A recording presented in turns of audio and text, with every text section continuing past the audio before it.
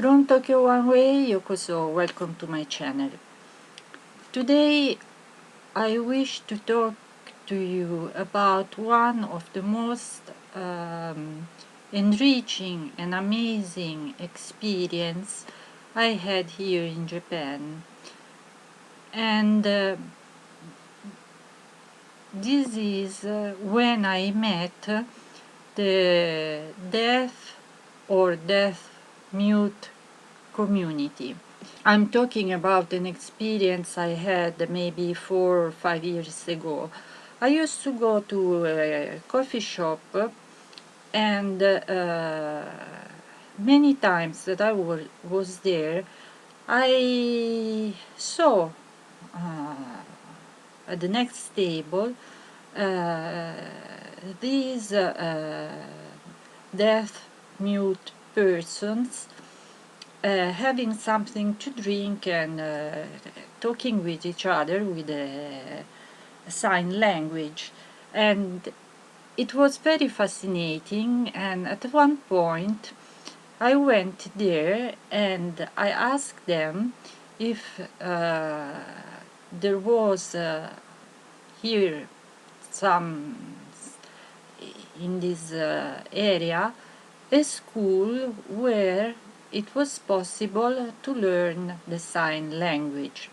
Of course, I had to write what I wanted to ask, because I have never experienced the use of sign language, and also in Italy I don't have deaf or mute friends, and they look at me and they look at my piece of paper, and we began a conversation by writing. And they told me that at the community center, which is very close here, they were just going to start the new courses for sign language. And I thanked them, and I went to the community college. I wrote down the dates and the time, and I went to get some information. When I went there, they were organizing these courses, and of course I was supposed to enter the beginner level, and there are more than one level. There are different classes, not only for those who want to learn the sign language, but also classes focused for only for deaf mute person, or those who are going to make translation for them at a very high level, because you never stop learning. There are always new words, new concepts, new things that you have to be able to transmit to other persons, but you have to use the same signs. So I'm sorry, I noticed that I said I went to the community college. It was the community center. It's not a school. These are courses made, I think, by the prefecture or the ward. I don't know. It's not a real school where you get some kind of certification, etc. So, closing this parenthesis, when I went there, there were many deaf mute persons, of course, and I was with another girl uh, put in the beginner section, and we just started a little bit to talk with the person who organizes these courses, and they were giving us some information explanation, and we started also with some signs. And me and this girl, we went there for the same reason, because we wanted to learn the sign language, and this is something which I didn't know, but many persons attend this kind of classes, and for a personal interest, and others maybe they want to become translators. You often see when there are in the TV or some big events, there will always be a sign language interpreter. And I didn't want to start it to make a career out of it, but out of curiosity.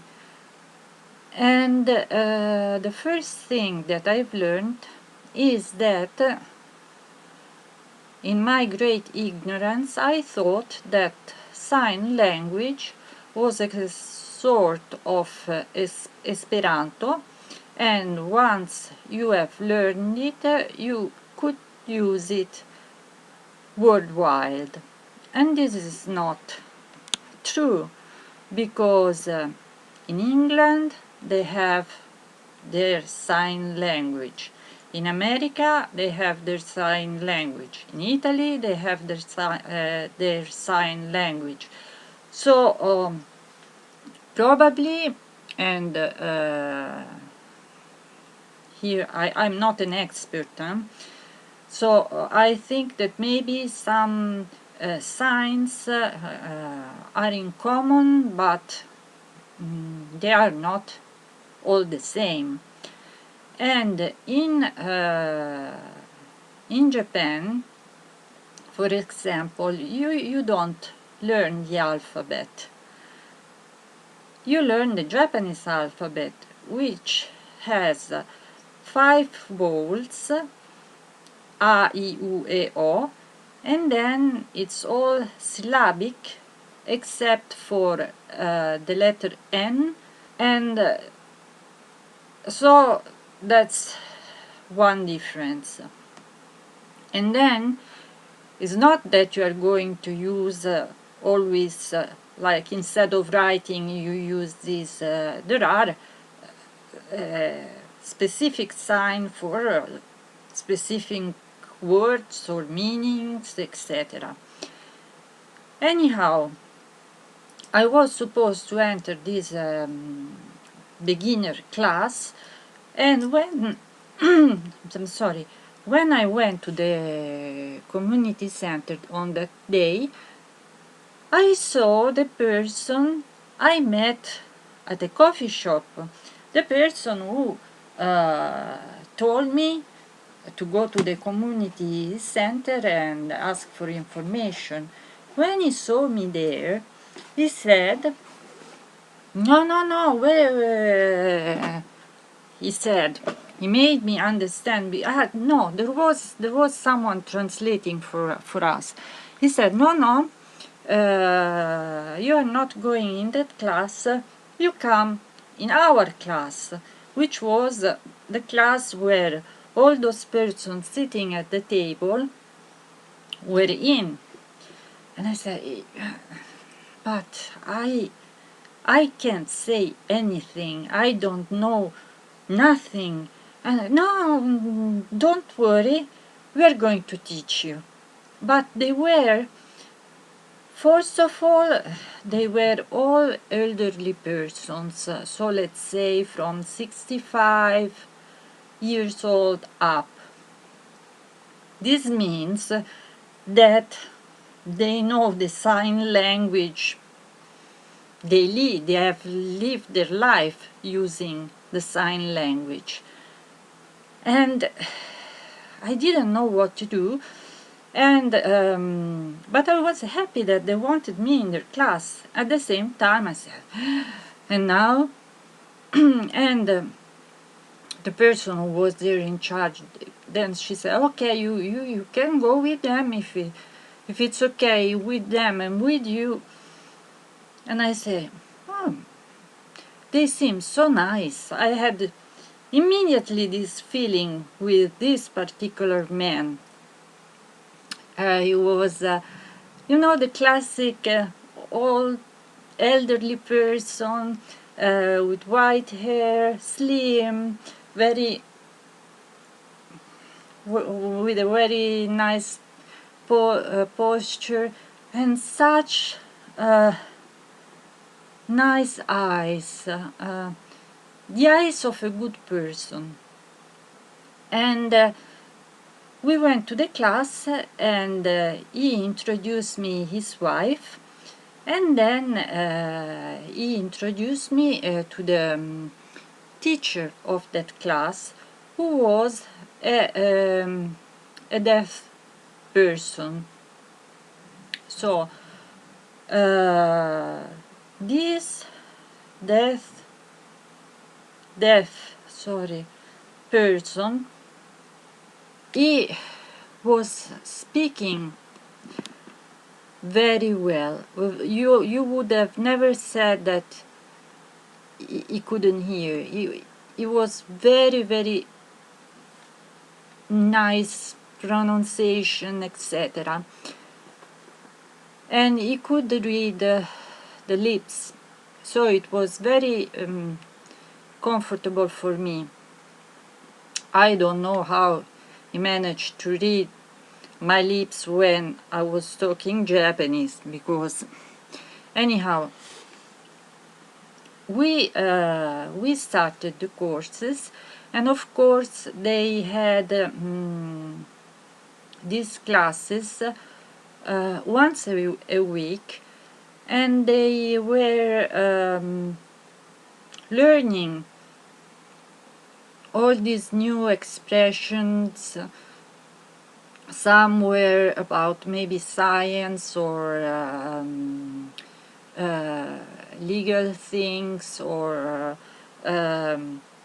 new way of sayings, etc. And so when I was there, I introduced myself, writing my name on the board, and I've been asked some questions, always through the teacher. I could answer back writing on the board, and my first impression has been that most of them, they were, like curious, like, who is this person? And like a little bit excited, because maybe there was like some fresh air in the classroom, something new. You didn't have to be there and studying alone, but there was this strange element that could bring some novelty or something. And most of them I knew. I didn't know them, but the faces, I recognized the faces because they were in the coffee shop. Others, they were not there. So I didn't feel like a kind of rejection or something. They were really amused to have me there, and this amusement was getting always bigger as the lessons went on. They gave me some small books, and I managed to learn the alphabet, the hiragana. Now I remember only A, I, U, E, O. And the vowels, they sound in Japanese and Italian exactly the same. I'm sorry for English language speaker. This is A, I, U, E, O. Especially at the beginning, also saying my name like this, you have to remember some of these signs. You have to pay attention how you put your hands, and you have to remember them, and so it was. I prefer when I could have used some sign. For example, I'm happy, or konnichiwa, hello. And this one is like this is, I think, morning. So this is good morning, and they told me that this is the international sign for I love you, which I didn't know. I had another meaning for this sign, but okay. Anyhow, and so I was there, and I am Italian, so I am quite an easygoing person, and I usually try to be a happy person, to take joy from small things, and trying to smile as much as possible, not like a stupid, of course. And Italians, as all you know, we use a lot of hand gesture. We use our hands a lot. So sometimes I try to use Italian hand gesture, which are not part of the sign language. This is common knowledge between all Italians. And sometimes they laughed, and clearly interest to them when you say in Italian, when we say like let's go or go away, they liked it, and they liked it. And what should I say? I didn't learn a lot about sign language, although they say that I picked them up very quickly, because, as I told you, for me it's quite easy to remember signs. I don't know if because I'm Italian or because I have just visual memory or something like this.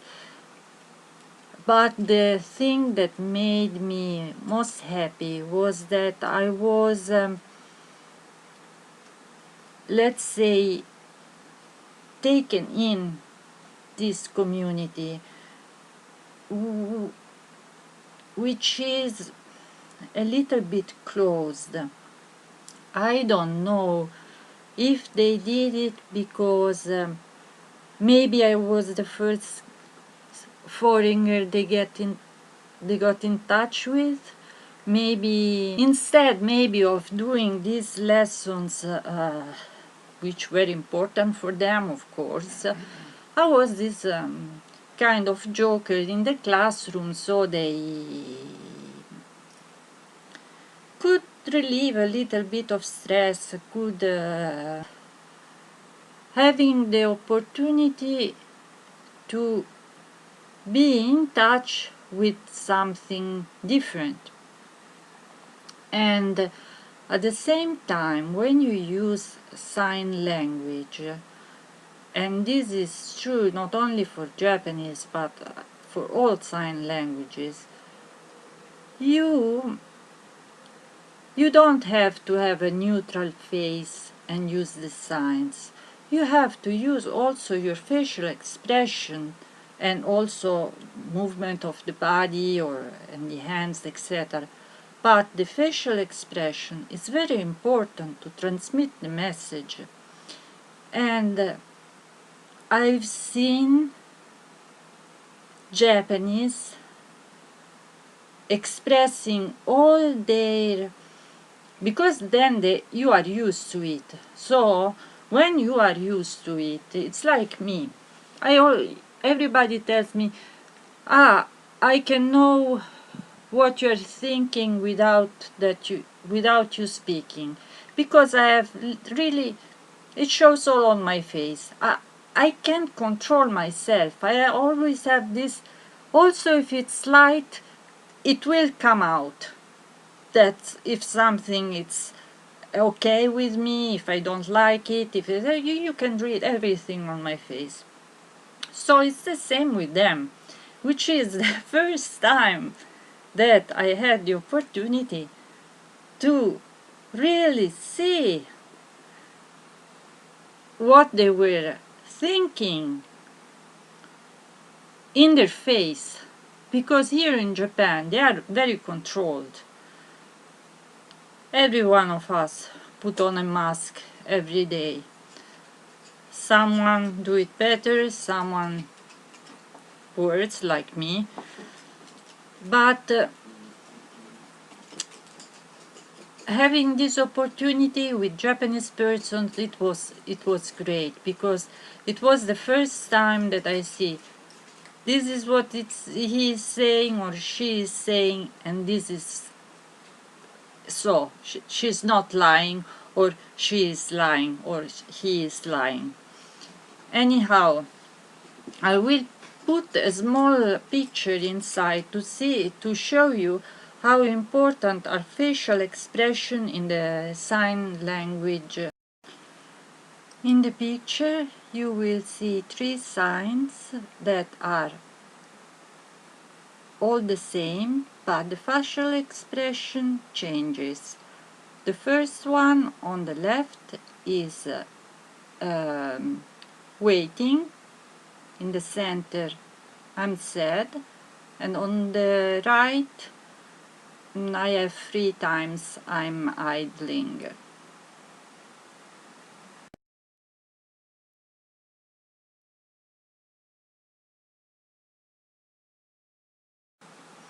So in the time I spent with these persons, I had the opportunity to know also about their life, and there were many couples between them, married couples, and they told me about their jobs.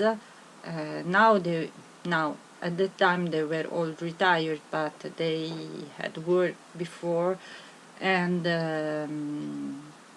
someone told me how they lost their hearing. Some told me that they were born that way, and every time during the lesson there was a break when we had some cookie or something to eat, and we drank green tea. Sorry, I didn't remember green tea. And so also in that time we had more time to talk together. And then after the lessons we went to the coffee shop all together, and it was a really, really, really good time. I was very happy. And then in the summer the courses stopped, and when they were going to begin again in September, they changed the venue, and it was not comfortable for me to go there. And also I found a part-time job, and I was working on the day they had the lessons, so I quit going, and I didn't go anymore. Also because I said yes, I was sorry because I miss them, but I couldn't be there interrupting their lessons or being in a sort of way. I was yes, I was maybe helpful in a sort of way to them, to listen to some uh, foreigner and some opinions on foreigner opinion on many things, etc. But I was disrupting their schedule, and I'm still in contact with the person who told me to go to the community center, and his wife.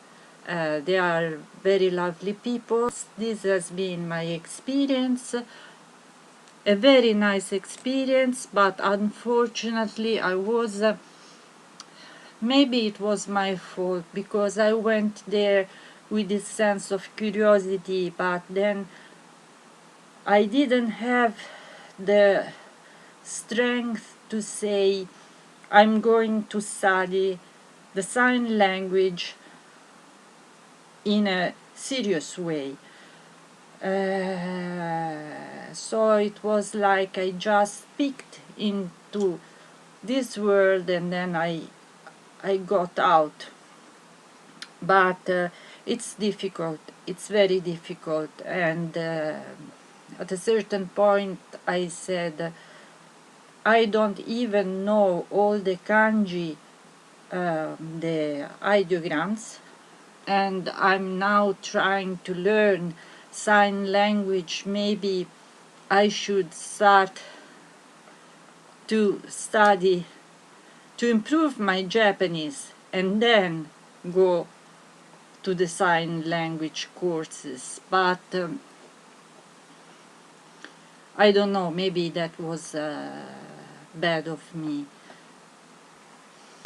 If you wish to say I love you in using the Japanese sign language, you can use this sign. You put the hand like this and you make like this, which seems that you are caressing the head. This is I love you. And if you wish to use the alphabet, the hiragana alphabet, it will be 愛している. So, あいしてる.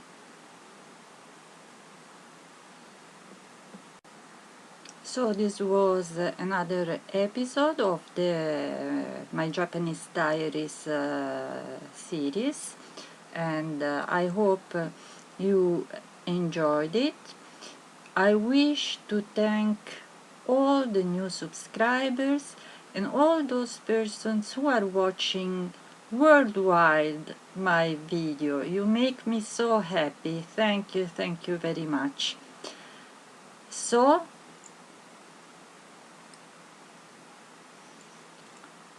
let's see again on my channel, and thank you so much for your attention. Have a very good day. See you soon. Bye.